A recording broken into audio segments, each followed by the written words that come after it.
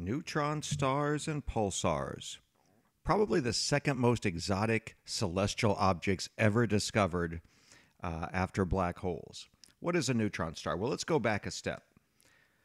In one of the last sections, we talked about what happens to the most massive stars, the ones that become type 2 supernovae.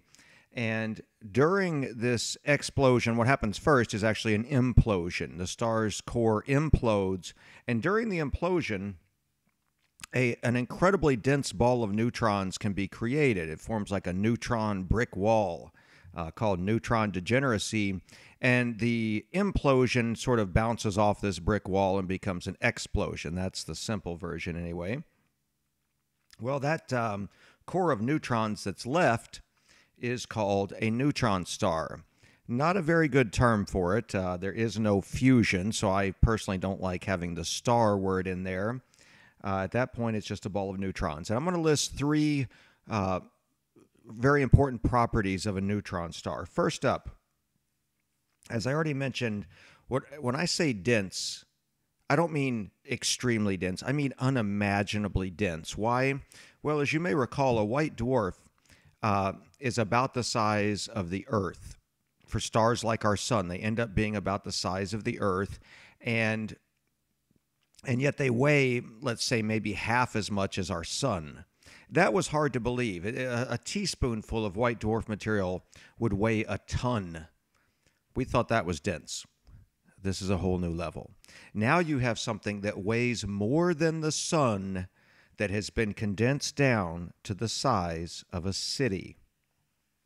In my old textbook, there was a picture of a neutron star sitting in lower Manhattan. Doesn't even cover the full city. Pretty amazing. Just unimaginable. The density, if you took all of the material of the Empire State Building, all the steel, and condensed it down to the density of a neutron star, it would be the size of a marble. One question I often get, can you land on a neutron star? Well, technically, yes. It has a solid surface, but you wouldn't want to do that because the surface gravity, and here you can see just one teaspoon, one thimbleful of this would weigh as much as a mountain. A mountain. Just, again, it's hard to imagine the density. As I was saying, though, if you tried to land on one of these, you're going to have the surface gravity is so incredible that your body would be flattened thinner than a sheet of paper. Okay, you would be spread like butter over the surface of the neutron star. So not a good idea. So that's our first big characteristic. They are incredibly, unimaginably dense. Next up, they rotate at incredible speeds. The first one ever discovered was rotating at 33 times per second. Now, in the first semester of this class, a fast spin would be like, let's say, 10 hours for a spin. That would be like the rotation of Jupiter or Saturn, about 10 hours for one rotation. Here you're talking about spinning 33 times in a second. How can they spin so fast? Well, during the implosion, the laws of conservation of angular momentum take over, and they spin faster. What I like to call this instead is actually the law of figure skating. That's how figure skaters spin so incredibly fast. The key is decreasing their radius. When something is spinning and its radius decreases, it spins faster. That's conservation of angular momentum, or the law of figure skating. And you see the figure skaters, what do? They tuck their bodies in, they make themselves as small and thin as possible, and that accelerates their spin. It's pretty incredible to watch. This leads directly to the third big physical property I want you to note. Super dense, they spin super fast, and because of this super fast rotation, they have incredibly powerful magnetic fields. Just like a planet, the field lines are coming out of the north and south pole of the neutron star. But unlike a planet, the intensity level is off the charts. We said that Jupiter was 20,000 times, its magnetic field was 20,000 times stronger than Earth's. Here you're talking about 8 trillion times stronger, the magnetic field. Just, again, these things are just so unimaginable. And just like with Earth and Jupiter and Saturn, where the magnetic field is the strongest and we have northern and southern lights on those planets, in this case, this is where the radiation is going to leave the vicinity of the neutron star from those two poles. And that's important because if those beams of radiation coming out from the north and south pole, and again, in this case, it's a lot more powerful than just like the northern lights. This is entire beams of radiation leaving. If we happen to see those beams, we have a different name for a neutron star. We call it a pulsar because those beams are going to seem to pulse. Now, you'll notice in my definition here, spinning neutron stars may emit bursts of radiation that we may detect. There are basically two ways that a neutron star would not be a pulsar. One, it has just stopped spinning, or two, it's just not lined up right with the Earth for us to see these pulses. And the pulses, by the way, are mostly in the radio part of the spectrum. Before we get to that, before I elaborate on that, let me mention that the famous analogy for this is a lighthouse. Okay, a lighthouse, if you're out in a boat, you're going to see a pulsing light. But the beams of light from the lighthouse are actually constant. I mean, the beam coming out is a constant beam of light, but the lighthouse is spinning, and that's what makes it seem to pulse.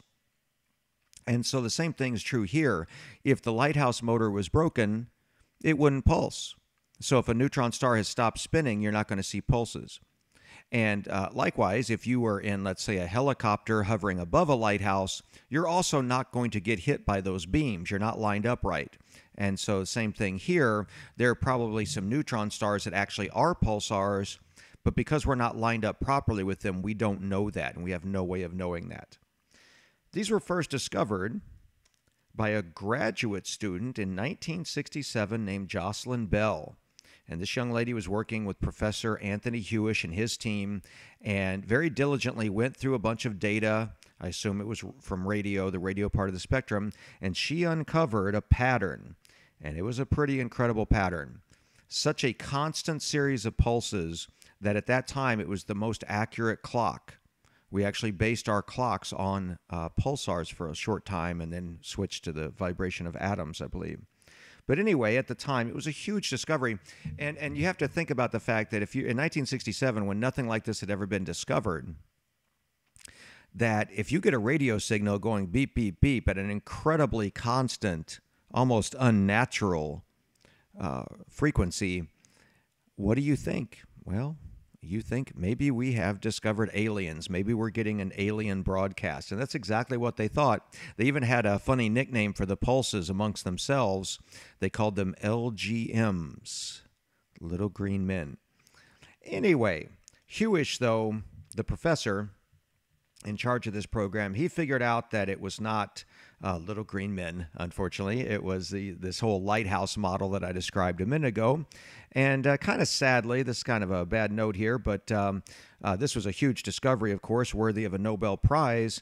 And unfortunately, they gave the Nobel Prize just to Hewish and did not let Jocelyn Bell share in that prize, which seems like possibly a case of sexism there back in the late 60s. So that's a shame for her that they didn't at least split the prize since she actually made the discovery. Anyway, continuing here, I already mentioned that neutron stars are pulsars, and in some cases, and sometimes neutron stars are not pulsars when they've stopped spinning or the beam misses us. Take a look at the bottom right now. We're going to look at a little animation. We have an imploding star, an exploding star, a supernova remnant, and a pulsar. I know it goes by really fast here. Let's watch it one more time. You have a massive star that implodes, explodes as a supernova. You have a remnant, and inside that remnant, there is the pulsar spinning around like a lighthouse. Okay, so where do you look for pulsars in space? Well, how about in a place where a star has exploded? That's a pretty obvious place to look. So if there's still a supernova remnant around, that's a good place to go pulsar hunting. And Jocelyn Bell discovered the first one in a very famous supernova remnant. Hopefully you remember this from a previous section, this chapter, the Crab Nebula. The Crab Nebula. I already mentioned the radio signals there. Most of this energy is coming to us in the form of radio. Beep, beep, beep.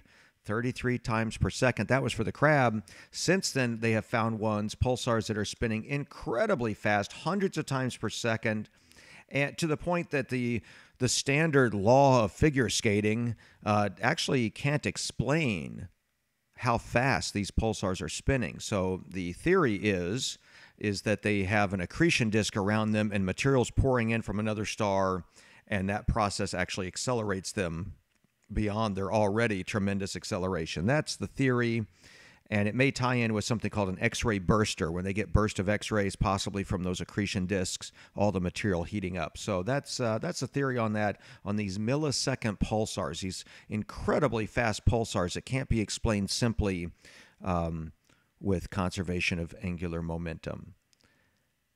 Okay. I think that's about it. Actually, I'll go ahead and add this to this section. Gamma ray bursts are about the most energetic bursts that we see in space.